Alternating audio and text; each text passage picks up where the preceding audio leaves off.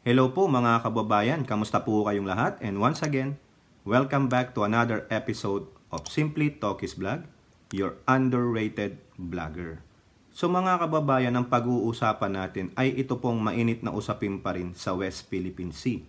Pero bago po tayong magbigay ng ating opinion at reaction, i-flex ko lang po yan, Haiyan Nature Resort. At for more details, punta lang po kayo sa kanilang Facebook page at tayo po ay magpupugay at magpapasalamat sa lahat ng ating channel members at ganoon na rin po sa lahat ng nanonood ng ating video premieres at nagre-replay ng ating videos. Maraming salamat po sa inyong lahat and may God bless you all. So mga kababayan, ang pag-uusapan natin ay ito pong kayabangan ng mga Chekwa. Pero ipapakita ko po yan. Graphics na yan. Yan po yung tinanong ang magiting na General Douglas MacArthur about the Filipino soldiers. Anong sabi niya?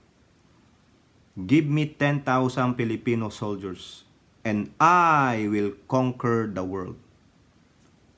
10,000 lang ang kailangan niya. Masasakop niya na ang buong mundo. Even though that is hyperbolic or a metaphor or whatever figure of speech. But it shows you the confidence of the great general back then. How brave, how heroic, how determined and persistent are the Filipino soldiers or even the Filipino people. Ganyan po yan. Unless merong traidor. Yan. Yung mga traidor, alam nyo na ang gagawin. Ang mga makapiling Pilipino, alam nyo na ang gagawin.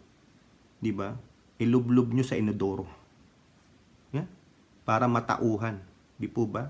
Kung ang ibang lahi kinikilala ang katapangan nating mga Pilipino, ang ating determinasyon para maging isang nasyon tayo, bakit itong mga kapwa natin hindi magawa yan? Sila pa ang sumisira sa Filipino nation. Sila ang sumisira sa pagiging resolute, sa pagiging resolve o resilient nating mga Pilipino. Di po ba? O, ano pa? Sa Battle of Yultong, tignan nyo yung graphic na yan.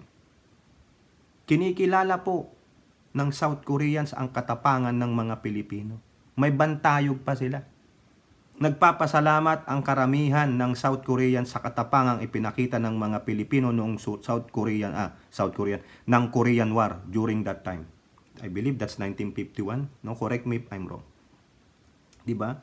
900 Filipino soldiers against the 40,000 communist Chinese soldiers. Sino ang nagwagi? Basahin nyo po yung Battle of Yultong. At isa sa magiting na sundalo dyan ay taga Candelaria, Zambales. Si Conrado Yap. Captain Conrado Yap. Candelaria, Zambales. Ano po yan? I forgot ano yung salita nila. Kalimutan ko. Sambal ang salita ng mga yan. Matapang. Zambales. Di ba? Alibuga. Taga Zambales. Ngayon, mga kababayan, dahil dito sa balita ng GMA News Online na yan, na inaakusa tayo na yun daw ating Philippine military ship, sabi nyo na Philippine Navy, BRP, Conrado Yap. Remember, I just told you, it was named to the great, heroic, brave Captain Conrado Yap ng Candelaria, Zambales. Yang barko na yan. BRP Conrado Yap. Naglalayag sa ating Ayungin Zone. Sinabi ng Chinese, sa buong mundo, pinangangalandakan nila na tayo daw ay nagpro-provoke dahil pumasok daw tayo doon sa kanilang waters near Ayungin Zone.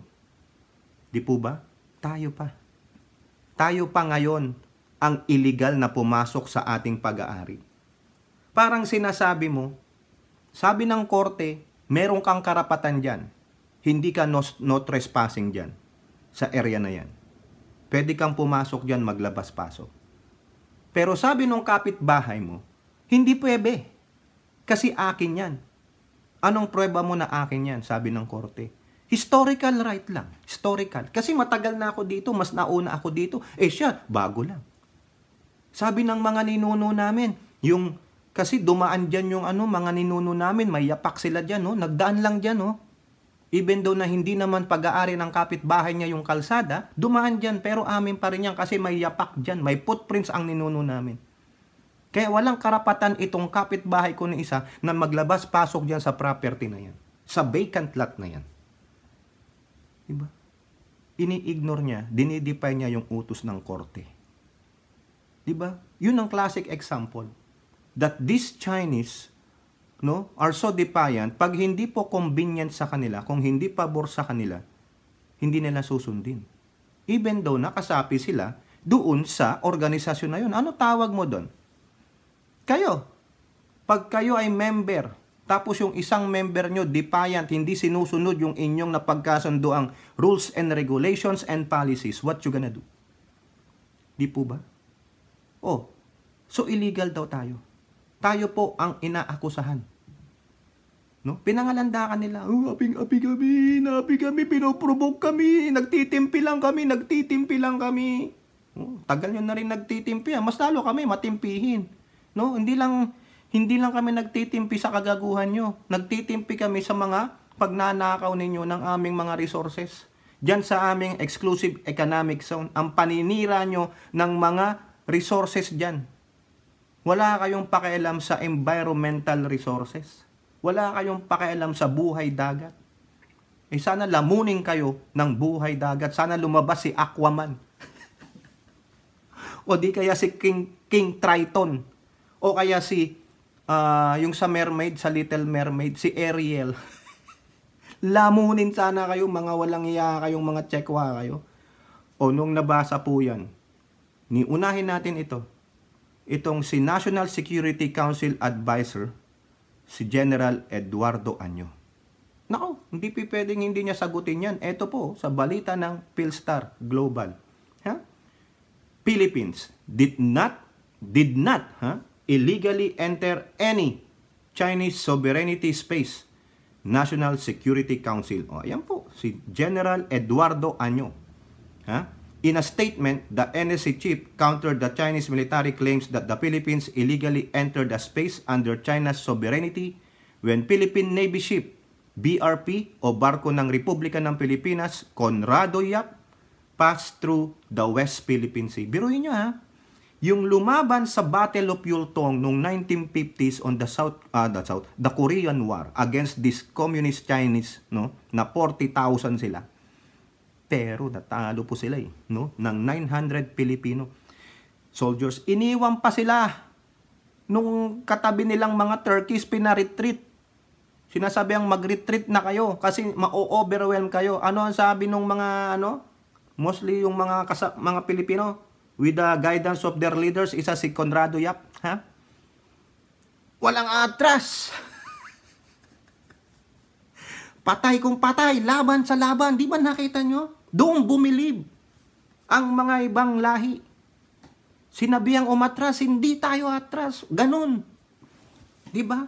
Pero ngayon, may mga Pilipinong umatras at kumampi sa mga kagaguhan ng Tsekwa na ito. Sinong hindi manggagalaiti, mga kababayan? Mamaya malalaman nyo. May magsasabi diyan. O ito po quote ni Secretary Año. Secretary ba si Año? Sabi niya, sige, Secretary na lang, no? Correct nyo na lang ako, no? PS-39 o Philippine Ship Number 39, the BRP Conrado Yap, conducted routine patrol operations in the general vicinity of Bajo de Masinloc without any untoward incident. It did not illegally enter any space under Chinese sovereignty because Bajo de Masinloc is part of the Philippine Archipelago and exclusive economic zone. China is again overhyping this incident and creating unnecessary tensions between our two nations. Nonetheless, the AFP or the Armed Forces of the Philippines and Philippine Coast Guard will not be deterred by the aggressive and illegal activities of People's Liberation Army, Navy, China Coast Guard, militia in the West Philippine Sea. Correct. Hindi nga natin inurungan yung 40,000 nilang mga Tsekwa na mga bano Di po ba? Kontra 900. Ulitin ko, inutusan na po na umatras. Kasama yung mga Turks, mga Turkish. Sila umatras, tayo hindi. Laban sa laban. permitting weather condition pa nun, mga kababayan. Ha? Surrounded na, pero laban sa laban. Mamatay ng dahil sa'yo, ganyan. Kaya bumilib po. Hindi lang ang mga South Korean counterparts natin. Even General MacArthur back then, the World War II. Hindi iniwan ng Pilipino ang mga Amerikano. Si General tumakbo na. Saka yung mga leader natin, sila Romulo. Sino ba yung presidente noon natin? Si Manuel L. Quezon? Ha? Tumakbo na sila sa Australia. Ha? Pero yung mga soldiers, hindi iniwan yung mga puti. Nakidalamhati. Namatay sila sabay-sabay. Walang iwanan. Ika nga no man left behind. Yan. Walang urungan. Diba? Pero ulitin ko, may mga kapwa tayo Pilipino na urong titi. Yan po yan. Di po ba? Kung ano man yung umuurong sa kanila, pati utak nila, lusaw. Dahil sa kwarta ba ng mga Tsekwa? Billions of dollars of disinformation, yan lang ba? Katapat nyo? Kwarta? Tangina nyo. Puro kayo confidential fund, mukha pala kayong mga kwarta. Oo, kailangan natin ng kwarta. No? Pero sa panahon ngayon, we should stand united against this encroaching expansionist Chinese. Para po yan sa saling lahi natin. Kung ano man po yung resources ng dagat na yan, dapat magamit ng mga salin lahi natin. Hindi man natin ngayon mapakinabangan, pero at least, pag dumating yung panahon na yung mga saling lahi natin, no? Malalaman nila bakit tayo ganito ngayon, bakit tayo merong ganito ngayon. Dahil ipinaglaban yan ng mga nauna sa inyo. May tumindig sa isang higante. At masasabi rin natin ito, tulad nila Conrado Yap, no? At nung iba pong mga sundalo na lumaban dyan, sa mga sundalong lumaban ng World War II, no? Ito po yung mga commanders ng Battle of Yultong, no? Si Officer Dionisio S. Ojeda, si Jose Antiaga Jr. Ayan po yan. Silang tatlo po nila Conrado Yap. Mababasa nyo po yan sa Wikipedia. Lagay nyo lang Battle of Yultong at kung meron kayong ChatGPT, tanungin nyo. 900 versus 40,000. Sabi nga nila, the strength in numbers. No. You have the numbers but you don't have the determination and the persistence. And the skills of the Filipino soldiers. Di po ba? Si MacArthur, 10,000 kailangan niya eh. Eh yung doon, si Presidente Quirino, 900 lang. Kaya namin yan. Kita nyo ang galing natin? O, di ba? Kaya wag kayong gagago-gago sa amin, ha? Ang yayabang ninyo. Sabi, hindi, may nuclear bomb yan eh. Eh di, subukan ninyo. Di po ba? Subukan ninyo. Yung isa nga dyan, naduwag eh. Di ba? Yung isa naduwag eh. Murong ang titi. Kala ko matapang, di pala. Buti pa si Bongbong, sinabihan ng week, yung pala siyang matapang. O sino mas mahaba titi? Di po ba? Yun lang yan. Yung isa duduwag-duwag. Hindi, malit lang tayo eh. Di ba? Sabi ni Bo, yung Sobo, how come a country that is never stronger than China? Yun ang sigurong binigay doon sa dati yung leader na umurong ang titi. Di po ba? Tangina, magaling daw, tactician daw sila. Ganito, tangina nyo, binentan yung Pilipinas sa China, kaya ganyang kagago ang China dyan sa West Philippine Sea.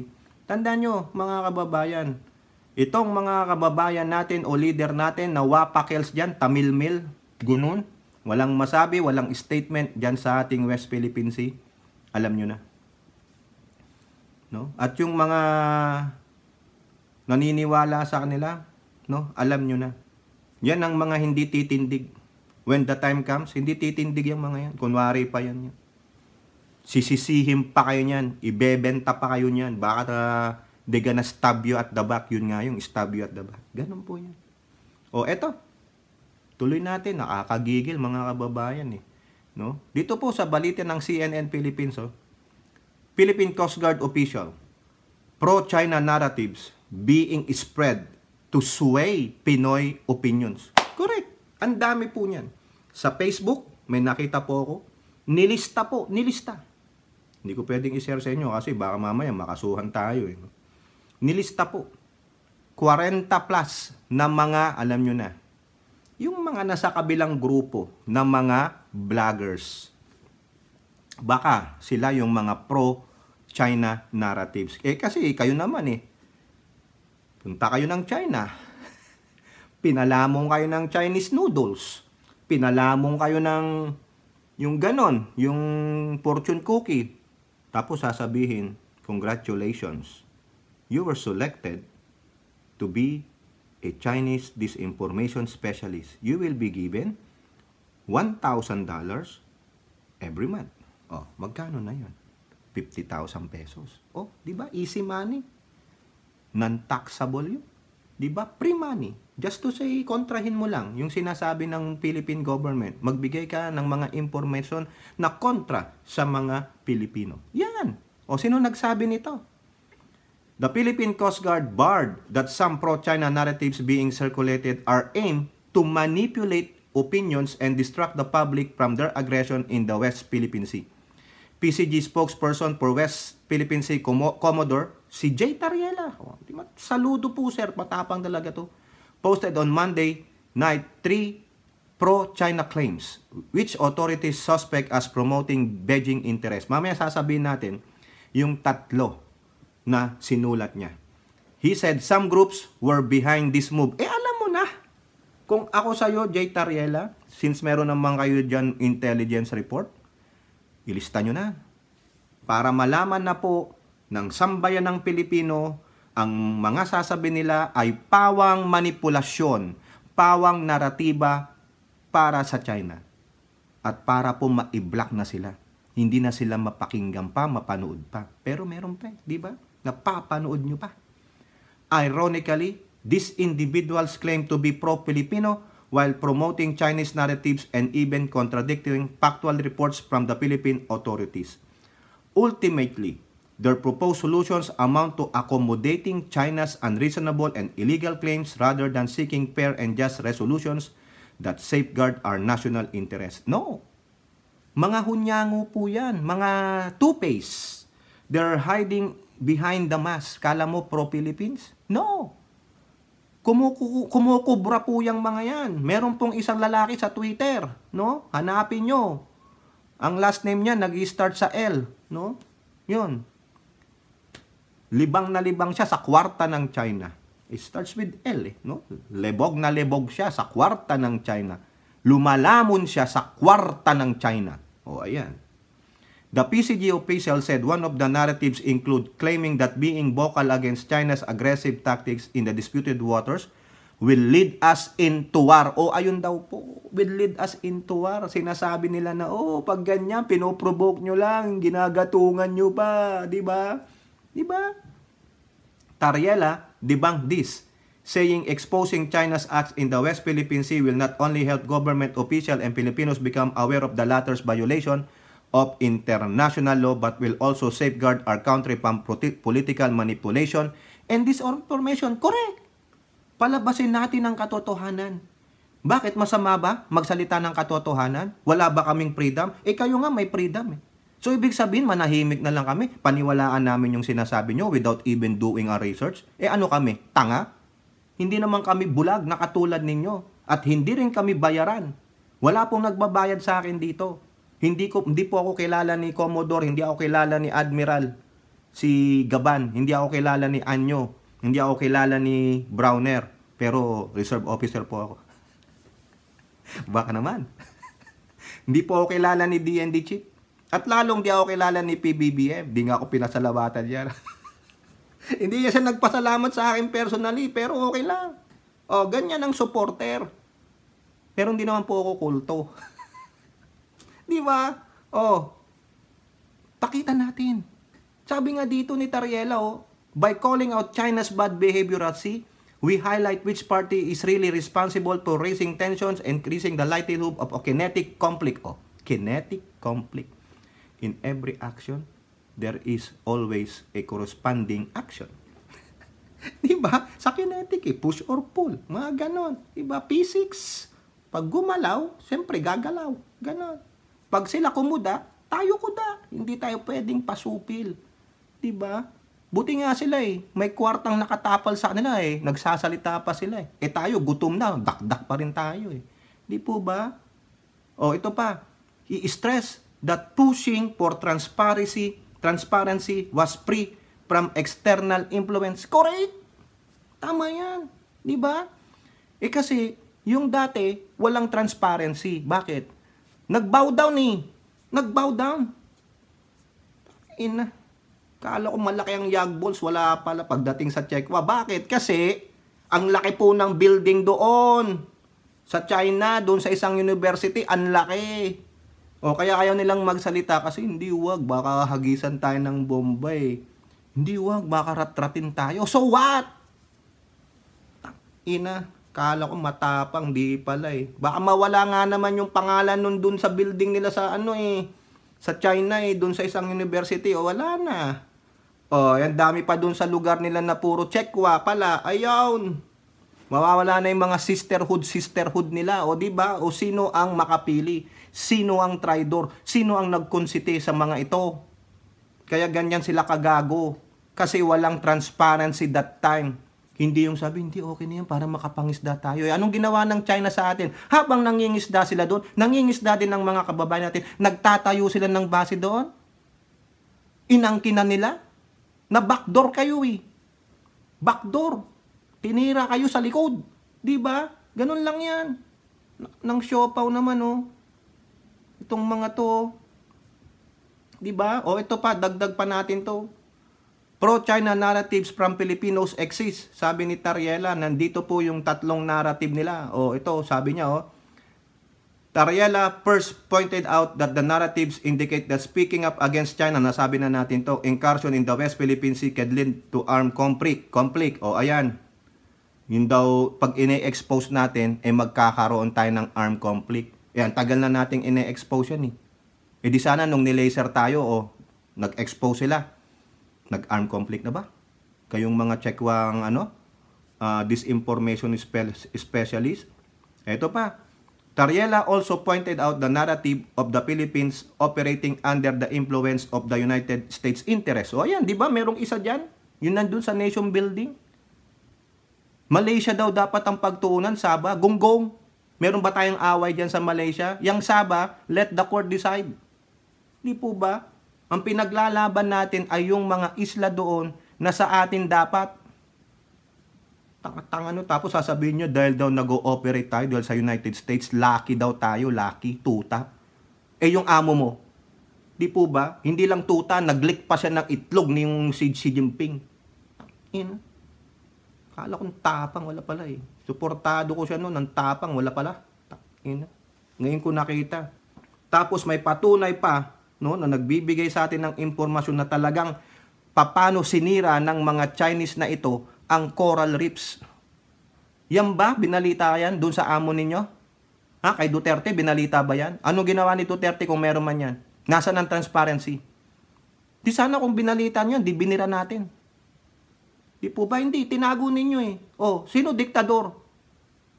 Tapos sasabihin nyo, yung mga dumedepensa dyan sa West Philippine Sea ay sa kautusan ng United States. Mga gonggong pala kayo eh. Sige nga, labas nyo. Di po ba? Ito pa. Tariela then highlighted the recent initiative of bringing journalists to the West Philippine Sea to ensure accurate and unbiased reporting of the events they witness. Correct. Tama naman. Pero sasabihin ng mga pro-China dyan, wala, mga bayaran niyang mga yan. Binayaran ng gobyerno yan ng Amerika. Sponsored yan. Lalo na yung mga lumilipad na Poseidon plane ng Amerika. Bakit? International space naman yan Everybody can fly on that one. Sa international waters, everybody can sail about it. Di ba? Ganyan po tayo ginagago ng kapwa natin Pilipino na mga traidor makapili. Tandaan nyo yan. Ang dami. Hindi lang pala nung panahon pa nila Emilio Aguinaldo, nila Andres Bonifacio, panahon nila Jose Rizal, talagang ang makapili attitude mga traidor ay naka-embed pa rin sa atin. At nandyan po yung mga saling lahi nung mga traidor na yon. Nandyan po sila sa isang nation building. Yan, na pinamumunuan ng kanilang dating leader, na yumuko. Halikan ang itlog ni Xi Jinping. Biruin mo yon. Biruin nyo mga kababayan, si Captain Conrado Yap ng Candelaria, Zambales na kabilang doon sa 900 Filipino soldiers versus 40,000 communist Chinese soldiers na nagapi nila. Hanggang ngayon, mga kababayan. Pero mautak itong mga Chino, mga kababayan, mga tuso.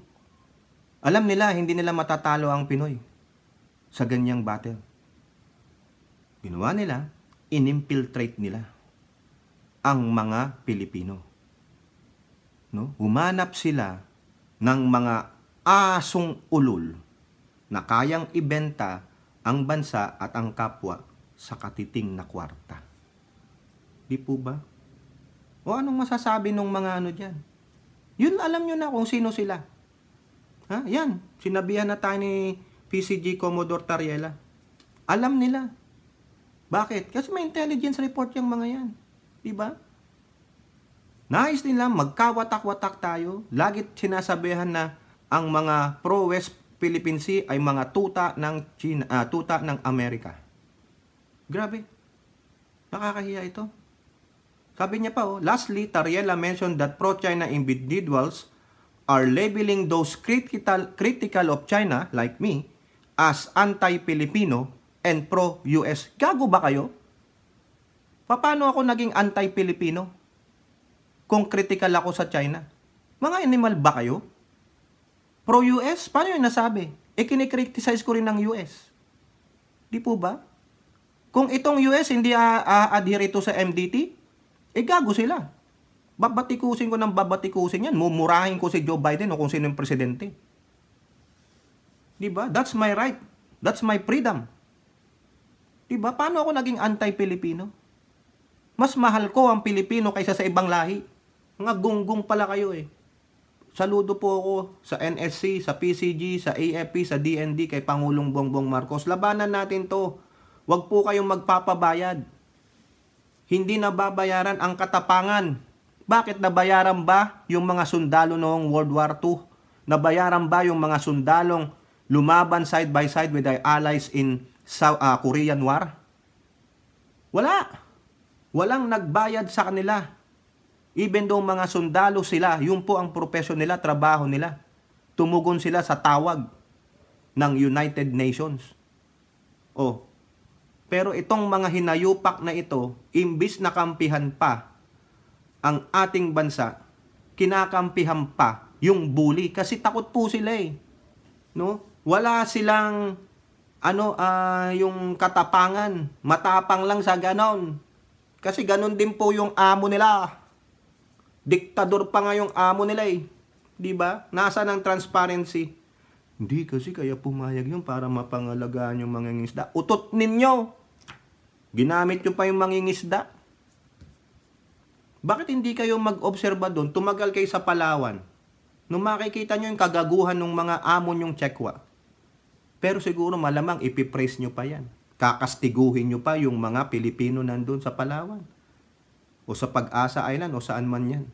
Di po ba? Dapat sa inyo, itong mga Chinese propagandists, mga kumakampi sa China na mga kapwa natin Pilipino, tanggalan na kayo ng citizenship ng pagiging Pilipino. Strict kayo. Pwede po ba yan, mga kababayan, na they will be stripped of their citizenship? Kasi yan kumbaga, treason na yan. Pambababoy na yan sa atin. Imbis na kampihan mo ang bayan mo, kinakampihan mo ay yung ibang lahi. Nakikita mo naman na ang daming international body, ang daming bansa na kumakatig sa atin. Sabi nga nila, i-adhere ang international decision. Pero kayo, ano ang katibayan ninyo na merong maritime sovereignty o teritorya ng China because of historical facts? Paano na yung desisyon ng UNCLOS? Paano na yung desisyon sa The Hague ng 2016 arbitral ruling? Kasi sinabi ng amo nyo, pupunitin niya. Gago pala yung amo ninyo. Ibig sabihin, hindi niya ipapaano yung, abogado yun ha, abogado yun. Dinesisyonan ng international body, alam niya yung papel na yun ay mahalaga para sa ating bansa, tapos nung time niya, sasabihin niya, pupunitin niya. Ano dahilan niya? Bakit niya pupunitin? Dahil galit siya sa Amerikano, hindi mai-invoke ang NDT dahil sinungaling ang mga Amerikano? Dahil sa nangyari sa history back then? Yes, alalahanin natin yung history, but we have to move forward. Meron silang responsibility, may accountability, so be it. Pero iba pong panahon ngayon, iba ang usapan ngayon. Kaya ang salinlahi, masasabi dyan, ipangalandakan din natin sa history. No? Na itong mga ito, ang hindi nagpatupad ng 2016 arbitral ruling. Sila ang nag-spoiled sa China. Sila ang walang bukang bibig ngayong panahon na to, tameme sila. Bakit? Nakinabang ba kayo? Ha? May pakinabang pa ba kayo hanggang ngayon? Yung bubig nyo ba? Punong-puno pa rin ng pera ng Chekwa. Diba? Billions of dollars. The disinformation campaign of this Chinese. Kaya tama si Tariela. Naiplanta talaga. Makikita nyo naman eh. Yang si boy girl nga, oh. Diba? Ang tindi ng mga banat niya. Ngayon, pag natatrap siya, mag-a-ab hominem. Mamimersonal. Ay, wala. Diba? Tingnan nyo yung mga post ni Coach Jared sa kanyang FB page. Sabog siya dun.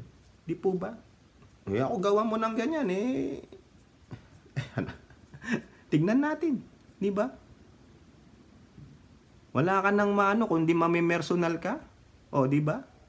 Anong sabi ni Jared? Basahin niyo na lang doon. Di ko pinapakita dito. Sinabi ko na po kanina yung TITI.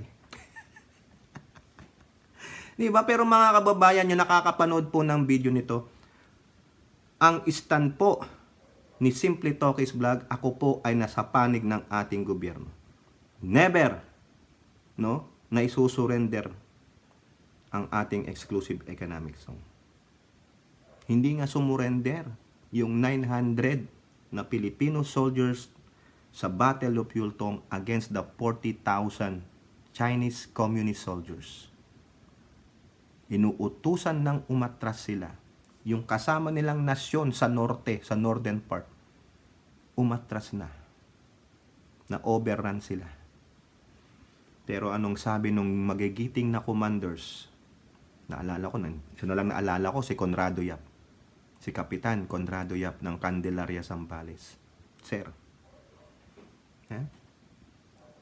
tumindig po sila.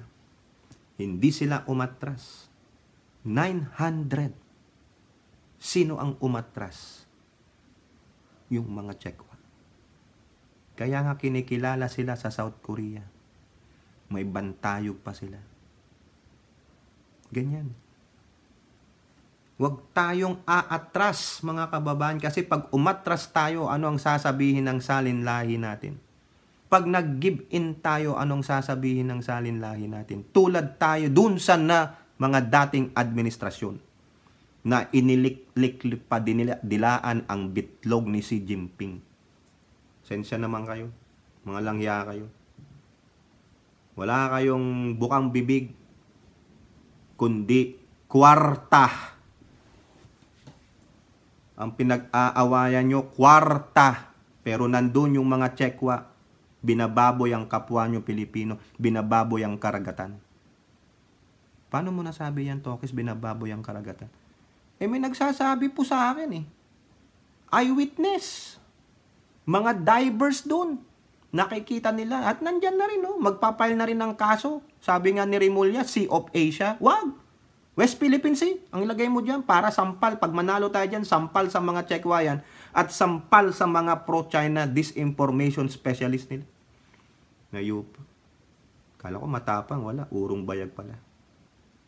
Yumuko sa China. O, siya ang tuta. Aw, aw!